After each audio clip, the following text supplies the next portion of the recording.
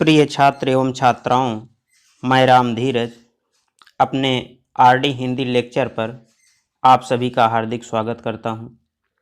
हम लोग रसखान के पदों का अध्ययन कर रहे हैं और इसी कड़ी में आइए आज हम उनके अगले पद का अध्ययन करते हैं। उनका अगला पद है, कान्ह भये बस बांसुरी के, अब कौन सखी हमको चाहिए। प्रस्तुत पद में गोपियों का श्री कृष्ण के मुरली के प्रति सौतिया डाह व्यक्त हुआ है, क्योंकि श्री कृष्ण अपनी मुरली से बहुत प्रेम करते थे। जब भी वह अपनी मुरली बजाते थे तो अपनी सारी सुध बुध खो देते थे और उस समय उन्हें किसी का ध्यान नहीं रहता था और यहाँ तक कि गोपियों की भी वे उपेक्षा कर देते थे। और यही बात गोपियों को नागवार गुजरती है और वह उस मुरली से ही ईर्ष्या करने लगती हैं। तो इस पद की व्याख्या लिखने से पूर्व हम इसका संदर्भ लिखेंगे और संदर्भ वैसे ही लिखा जाएगा जैसा कि मैंने रसखान के प्रथम पद की व्याख्या के समय बताया था। तो यहाँ हम इसकी व्याख्या और काव्य सौंदर्य को देखेंगे। तो आइए देखते हैं। कान्ह भये बस बांसुरी के, अब कौन सखी हमको चाहिए। निस देव सरहै संग साथ लगी, यह सौतनि तापन क्यों सही हैं।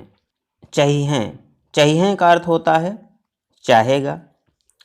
निस देवस, निस का मतलब रात्रि और देवस का मतलब दिन, यानी रात और दिन। तापन यानी दुखों को, और सही हैं का मतलब सहन करेंगी।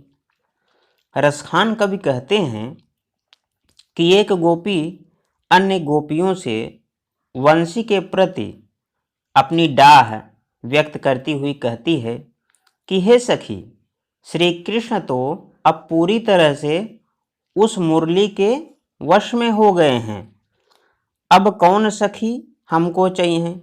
तो अब हमें भला कौन चाहेगा और प्रेम करेगा, क्योंकि हमसे प्रेम करने वाले श्री कृष्ण तो अब इस बांसुरी से प्रेम करने लगे हैं। यह बांसुरी तो रात और दिन श्री कृष्ण के साथ लगी रहती है।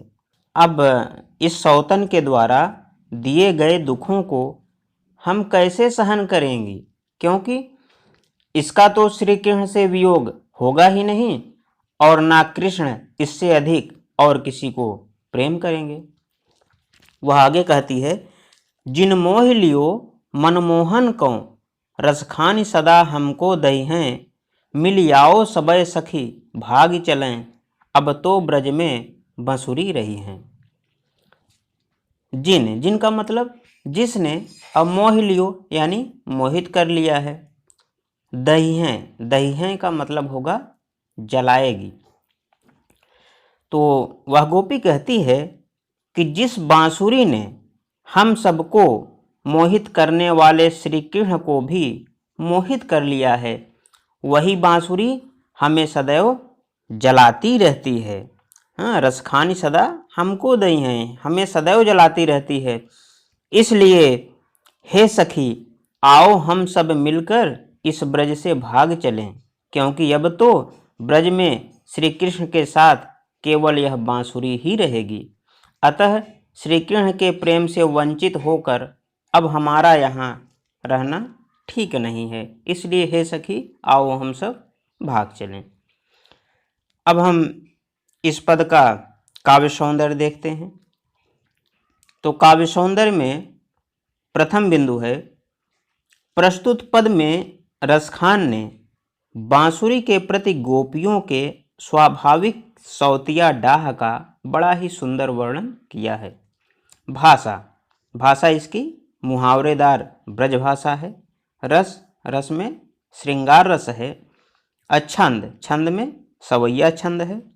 अलंकार में अनुप्रास अलंकार है। और गुण में माधुर्य गुण है।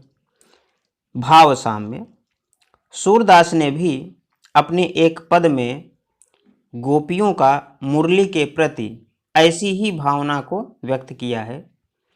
मुरली तऊ गोपालहि भावती, सुन रि सखी यद्यपि नंदलालहि, नाना भांति नचावती। तो इस प्रकार इस पद की व्याख्या पूर्ण होती है। आशा है यह वीडियो आप लोगों को पसंद आया होगा। धन्यवाद।